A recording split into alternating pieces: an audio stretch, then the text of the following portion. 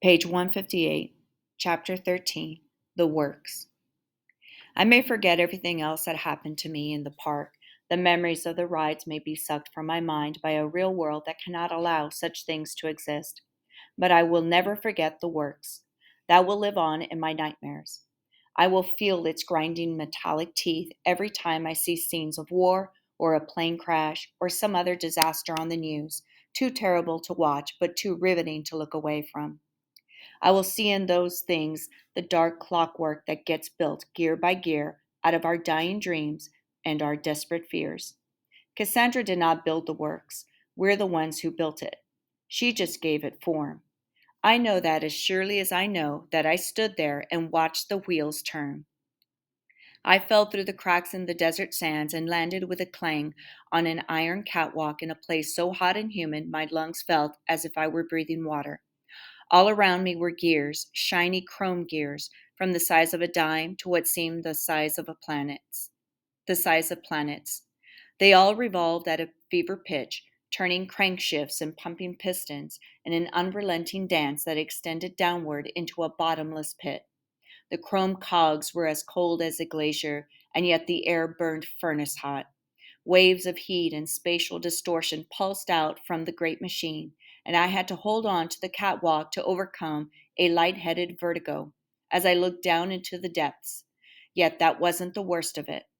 I thought at first that whoever was consigned to the works got ground up in its unforgiving gears like human hamburger, but I was wrong. There were figures working the machines, hundreds upon hundreds of them. They held levers, valves, and cranks, pushing and pulling in a back-breaking rhythm. But they weren't really holding the machinery. They were growing out of it, their flesh melding into the metal of the gearwork, as much a part of the machine as the cogs, pinions, and rotors. Their muscles bulged, sinewy and strong from the work, but their eyes were vacant and reflective chrome. The park had absorbed them, as Cassandra had said, but I could never have imagined this. Closest to me were two figures laboring on alternate sides of a two-man pump, a seesaw device, like an old-fashioned hand-cranked railroad car. They struggled to turn a ratchet wheel that was connected to a larger wheel that turned a shaft running down to the sweltering depths. Their eyes, their souls, had been voided into mechanical numbness. It was Maggie and Russ. "They make a nice team," I heard Cassandra say. Page 160. I turned but couldn't find her. Her voice seemed to come from all around me. "We're all part of something larger than ourselves," she said. "That's the nature of the universe, and now your friends are part of my machine." My revulsion and anger fused into something so heavy I couldn't move.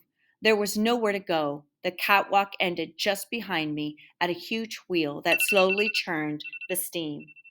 On either side of the wheel was a drop down into the hellish works. Cassandra appeared out of the steam on a narrow catwalk, still adorned in Egyptian splendor. This was it. She was coming in for the final kill. She'd won. What she said next caught me completely by surprise. "Thank you, Blake." Her voice was soft, yet surprisingly clear over the throbbing of the giant machine. "Because of you, I've experienced fear for the first time. Your challenge was remarkable." She put her hands on my shoulders. Something about her touch made the atmosphere of the works different. Sweat still poured from me, yet I felt chilled deep inside. "You wanted to make a deal before," she said. "Will you deal with me now?" And against all my better judgment, I said, "What do you have in mind?" "Stop now," she said, "and you can share it with me." "Share what?" "Everything. All the rides and all the other rides you can imagine." "Everything. All the rides and any other ride you can imagine." "As your slave?" "No, as my equal." Page 161. I realized that she was not just holding me, I was holding her as well.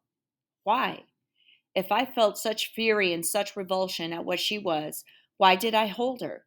Was it just her beauty that captivated me or something more? "This place has always been out of balance," she said. It was all that I knew. Now I want to experience the balance you bring. Suddenly, the slave rags I wore began to shimmer like gold. Jewels grew in the fabric, and I found myself clad in a robe of rubies, sapphires, and emeralds. You could be the god Osiris over a new, better Egypt, she told me. You could build any world you desire, be its king or its subject. You could experience thrills or tranquility and move freely from one ride to another, just as I do. She ran her hands down the length of my jewel covered arms, then clasped my hands in hers. I am the park's soul. I want you to be its mind. Was she sincere, or was it just another trick? I'd become aware enough to see through her deceptions, and this offer felt real. I had brought her something she never had. I was the only one who ever had. I tore myself away from her eyes long enough to look at Russ and Maggie laboring across the chasm. What about them? What about my brother? Will you let them go? I can't do that. But if you stay here, we'll create rides for each of them. They can have whatever they want, whatever they need, forever and ever. Could that be possible? Would she really put that kind of power in my hands? I imagine the rides I might, page 162, design for my friends. For Maggie, I'd build a palace of mirrors that told all the truths about her that were worth telling. How she was kind, generous, and compassionate, and yes, beautiful. Maybe a log flume for Russ. Not a slow, dull one, but one where he could ride down the rapids of an endless river, camping every night at its bank. And for my brother, perhaps a parachute jump that airdropped food to a starving people. It would open him up to the thrill found in giving rather than taking. Think about it, Blake. This place could be different with you here. The more I thought about Cassandra's offer, the more appealing it got. I tried to weigh my alternatives against each other. If I took one more ride and survived it, I'd win my freedom. But if I ended my journey here, I'd win in the park. But if I ended my journey here, I'd win the park. A master of worlds. It was a dizzying thought. It wasn't the power, but the peace that appealed to me. The peace of truly being in control at last. She was right. The park would be different with me sharing the power, and she would be different if we weren't cast as enemies. The larger the park grows, the more real it becomes, she said. In time, your world will become the false one, and all these worlds will be real. Come build them with me. It was there that the bubble burst. Build them how? Build them on the spirits of others you'll trap here? She answered me with no shame or remorse. Nothing comes without a price, and no one comes who doesn't choose to be here. Page 163. I looked around me once more. So many were trapped here, not just the ones in the works, but those forced to play act in the worlds of each ride, all for her amusement. If I took my place with Cassandra here, it would be for my amusement as well. I suppose we can all be accused of using people in our lives, but I could never use people the way she did. I've given you your first real challenge, I told her, and now you know what it means to be afraid. But there's something else you still need to experience. And what's that? You need to lose.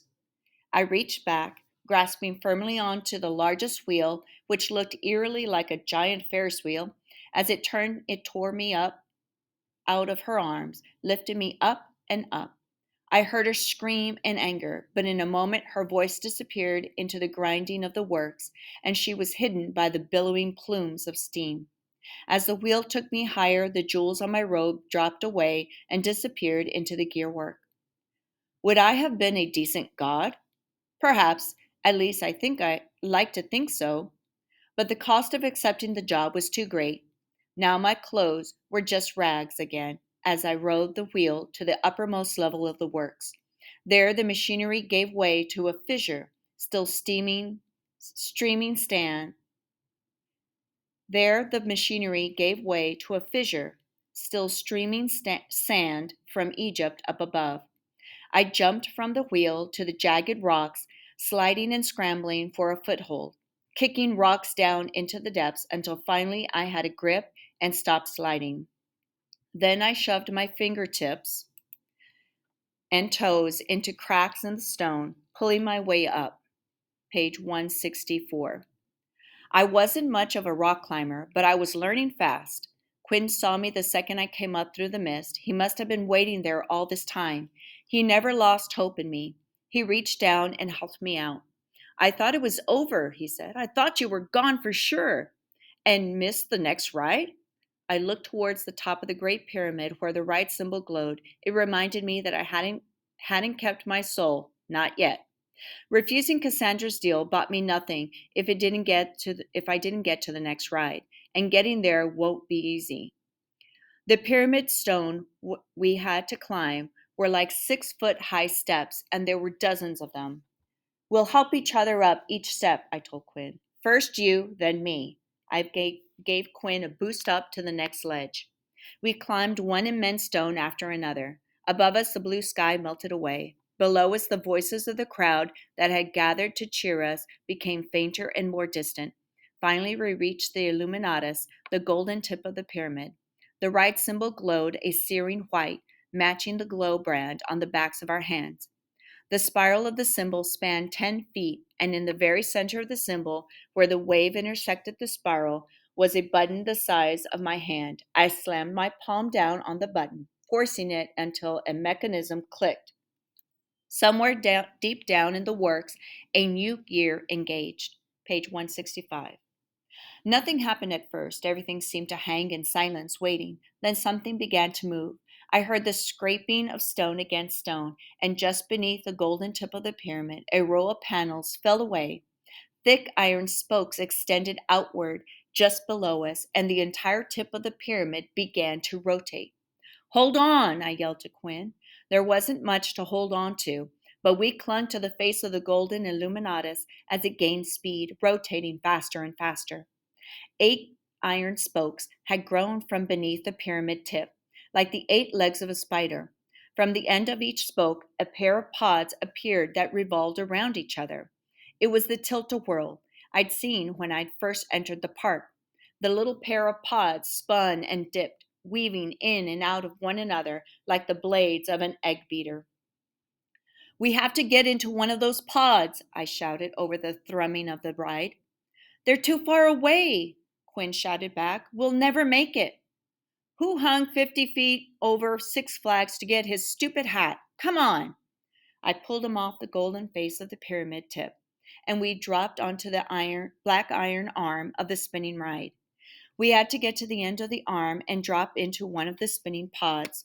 But as we shimmied further out onto the stem, centrifugal force threatened to hurl us off. I turned around and eased my way towards the end of the spoke, feet first, hugging the cold metal as tightly as I could. Page 166. Quinn did the same, and we inched our way out the world, spinning madly around us. The desert was a blur below us. There was nothing else in the world now but me, Quinn, and the ride. I felt the pulses of the wind from the 2 spinning pods at the end of the spoke and heard the whoosh, whoosh, whoosh as they beat past, sounding like the blades of a propeller. They chased each other in circles hanging beneath the arm to which we clung. Now the ride wasn't just spinning, it was wobbling as well, like an off-balance top, making me feel drunk and giddy. Whoosh, whoosh, whoosh. The only way to make it into one of the pods below was to jump. If we jumped a second too late, we'd fall to our deaths. If we jumped a second too soon, we'd be hit by a pod and squashed like bugs on a windshield. Timing was everything. I tried to match my breathing to the spinning of the pods, locking my vision in one place, ignoring the vertigo and concentrating on the jump. Whoosh, whoosh, whoosh. We're gonna die, wailed Quinn. Oh God, we're gonna die. Shut up, you sound like me. Even as I overcame my fear, terror had attacked Quinn with a vengeance. It was so foreign to him that he didn't know how to handle it. It practically paralyzed him. I knew I'd have to jump first, then talk him down. I took one more moment to estimate the length of the fall. I'd only get one shot at this. Page 167. I jumped and instantly panicked. I was falling too far. I had missed. But then my view of the pyramid base below was eclipsed by the pod, and I landed inside. Up above, Quinn still clung to the arm of the ride, his cheek firmly pressed against the cold steel like a gecko clinging to a branch. Jump! It's too fast! Just jump! I'll fall! You can make it! He locked his eyes on the spinning pod, let loose a battle cry, and sprang from the arm of the ride. He missed the pod. His body slid down its slick black hull, but his arm caught the edge like a hanger hook. I grabbed him by his arm, but I lost my grip. Then I got a grip on his hair, holding it just long enough to grab his shirt with my other hand. It began to tear, but by then I had hooked a finger in a loop on the back of his jeans. He grabbed the edge of the pod and finally flipped himself inside. Are we done? He asked. Can we go home now? Now that we were inside the pod, it began to change, as I knew it would. I felt the fracturing of metal as our pod tore free from the ride. But we didn't fall. We soared. The nose of the pod elongated, a dome grew over our heads, and the cabin expanded. An instrument panel sprung out in front of us as our little bench divided, becoming two separate seats molded to fit the contours of our bodies. The instrument panel looks nothing like that of the Japanese Zero. The entire thing was a computer screen filled with holographic buttons and gauges that all seemed to be labeled in some language like Pig Klingon. Page 168. I know this, said Quinn. This is the spaceship on the cover of a CD I have, Nuclear Galaxy's Greatest Hits. Great. How do you fly it? I don't know. All I know is that there's also a picture of the ship blowing up on the back cover. I looked up from the strange control panel to the viewport that stretched not only in front of us, but over our heads as well, giving us a 360-degree view. The sky was dark violet, sparkling with electricity, and there were clouds, although they really didn't look like clouds. They looked more like dangling, leathery tree limbs stretching in an endless purple web all around us. Electrical pulses shot along the knotted, rope-like clouds into the violet distance. It looks like a nebula, I told Quinn. A space cloud. He looked at me sharply. I know what a nebula is. Then he saw something that shut his attitude down cold. Bad news! I stared ahead. A massive object was hurtling directly at us. It was a moment before I recognized what it was. If we're in space, asked Quinn, what's that doing here? I have no idea.